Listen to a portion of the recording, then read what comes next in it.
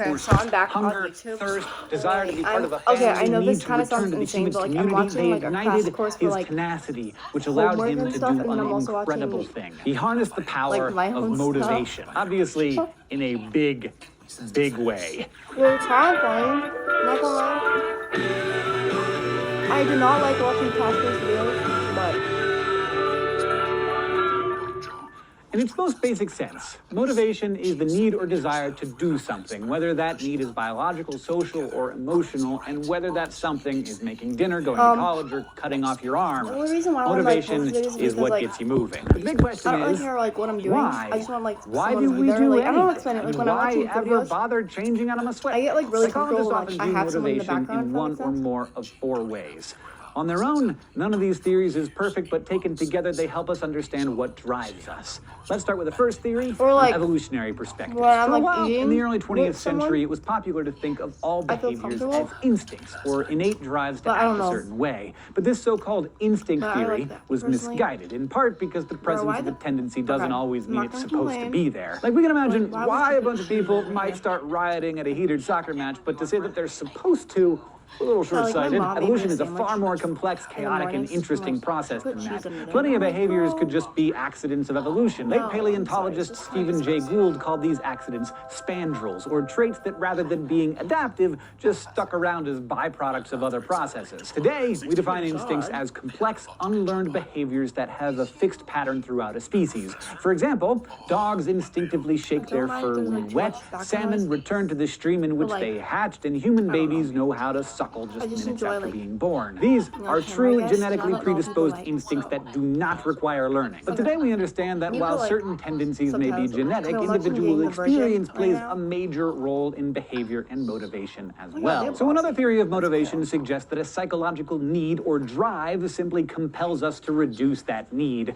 This is called the drive reduction theory. This could be as simple as hearing my stomach growl Yesterday? and looking No, for a not yesterday, a couple burrito. days My ago. need is I food, know, my like, this drive kinda is crazy, hunger, might my sound, like, drive crazy. reduction behavior But I was on is burrito. Instagram, Drive reduction and, is like, all about maintaining your body's homeostasis, I would like ask the the balance internet of like its where physiological like this system. last As thing much as we're comes from. pushed to reduce Like, I our was kinda drives, crazy, we're but I also wasn't, like, pulled looking at along the by specific incentives. person. The I was positive looking or at, like, negative oh, stimuli that where either does this person entice come from? or Like, the repel last us. name. The mouth-watering And it's smell cool, of that 'cause, like, burrito even when pulls you me search for the toward last it name. just as much as my hunger pushes me there. However, we're also clearly more complicated than our homeostatic systems, and drive reduction theory may oversimplify a lot of our behavior. For example, a person may fast for days, But, ignoring their body's hunger to honor some spiritual or political cause, and I know I have to I'm not go the to only bed. one who sometimes eats when I'm not actually hungry. yeah, no, I So a thought that was third interesting, theory, 'cause, like, the I theory can of actually find out, like, optimal what people- arousal attempts 'cause to sometimes fill I'm in some looking of at those people and I'm gaps. like, It suggests, what are rather you? than just reducing I a know that drive kinda or sounds messed tension up, but, like like, hunger, we're because motivated to sometimes people are just, maintain a like, balance one, between stimulation and you know, relaxation. race. Say you're holed I don't know up if that in makes your sense house or not, all maybe not. weekend studying, you're bored and lonely and getting weird, so you call up some friends to go mountain biking or go to a karaoke bar or whatever you like to do for stimulation. I get to The actually idea find here out where is that you're you want to from. hit the I don't- right that- level that of makes more arousal, sense, yeah. which take note Like, psychologists often 'cause, use like, in a non-sexual sometimes sense I'm like, without yeah, you're getting not just overstimulated white. and stressed. What else So are if you? you You nearly know what I break mean? your face on that bike the ride or the culture and journey also, covers like, the the karaoke race. night start getting too dense,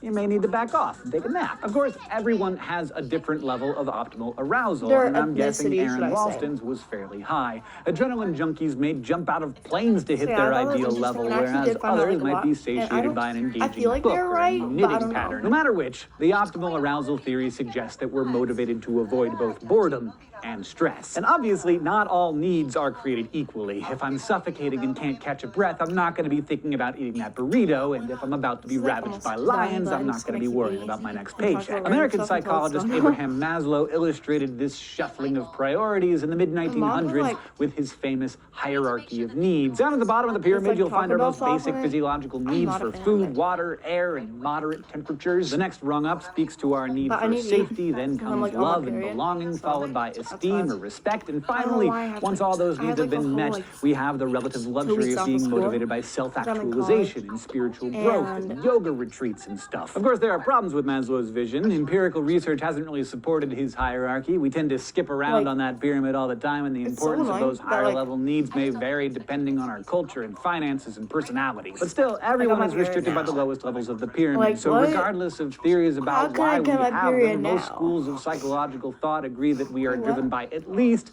three you know what I big mean? motivators: Like, I had a whole 2 weeks sex, to get my period, hunger, and I don't get and the until need the to second that I belong. get We'll do back a to whole school. lesson later on all sorts Like, of literally sex-related day 2. stuff, including how it It's the motivates worst, us. and that's what I'm going There's a back lot to. there. For now, let's just say that sexual motivation is how we promote the survival of our species through recreation and/or procreation, both of which help human communities bond and expand. Without it, none of us would be here today thinking about burritos and severed arms and sex and stuff. Internally, we are biologically driven to knock boots by our sex hormones. We're also motivated by psychological and socio-cultural influences ranging from suggestive external stimuli plastered all over billboards, magazines, and TVs in the form of, like scantily clad bodies sprawled out on beaches to more genteel desires like love and family or adherence to personal, religious, and cultural values. Sex is a big motivator, but it isn't precisely a need. No matter what anyone has told you, people do not die without it. Hunger, though. After air and water, food is our body's greatest need, and thus obtaining food is one of our greatest motivations.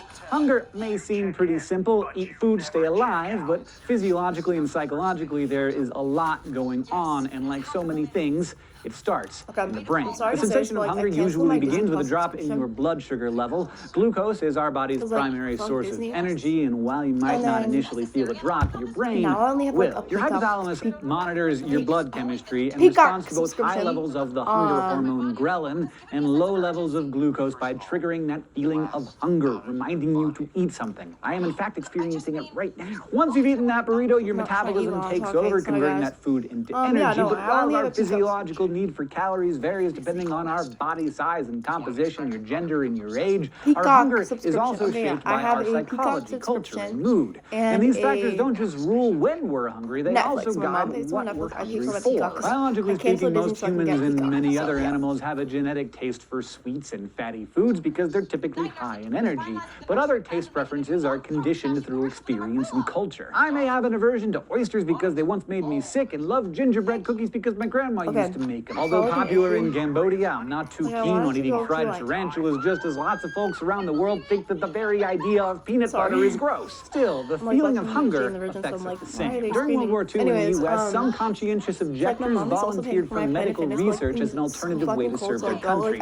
Perhaps the most famous of these studies was physiologist Ansel Keys' Minnesota Hunger Experiment, which measured the effects of semi-starvation by partially starving its volunteers. While ethically dubious, the experiment was geared toward understanding the many small and large effects of hunger which was plaguing Europe at the time. The study started in 1944 by feeding 36 young, healthy men a normal diet for 3 months, then halving their caloric intake for 6 months, and slowly rehabilitating them to normal weight during the last 3 months. They ate mostly wartime foods like root vegetables, bread, and pastas, and were required to walk 22 miles and participate in various work and educational activities for 40 hours each week. The goal was to see a 25% drop in body weight during the starvation period. And as you can imagine, the changes were dramatic.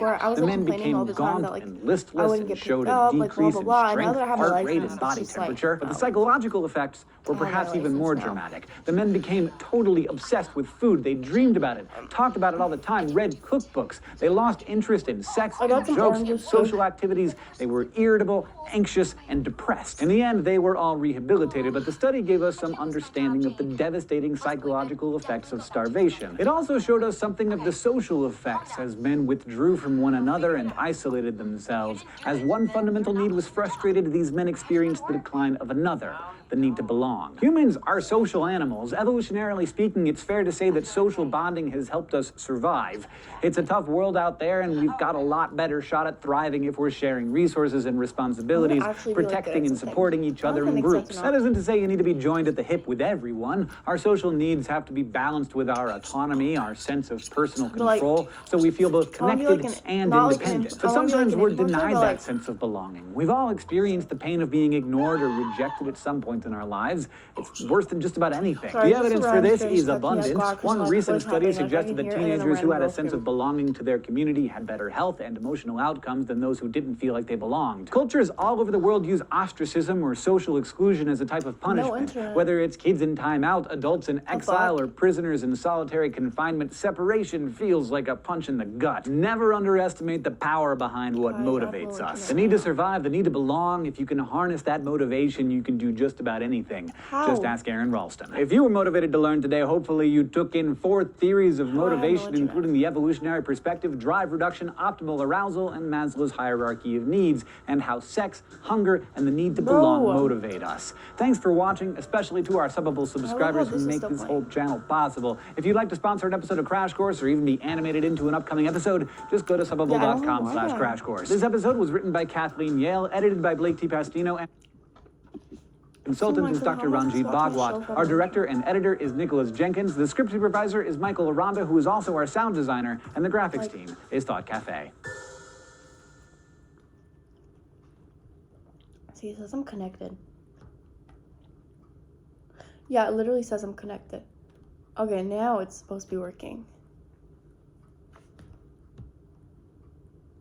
Okay.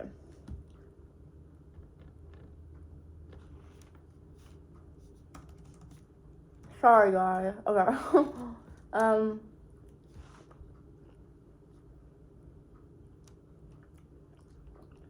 Again, I guess it's not working. Whatever. But that's what I was saying. Like, I want to be like a pop star, like a singer, because they're way more successful than like influencers. Because influencers, they have to like post every day and like hope that their video goes viral. People who sing, they don't have to do that. Like, honestly.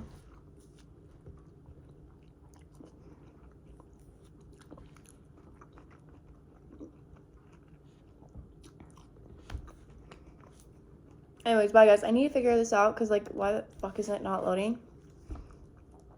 Now it is. That's so weird. I was literally watching it. Okay.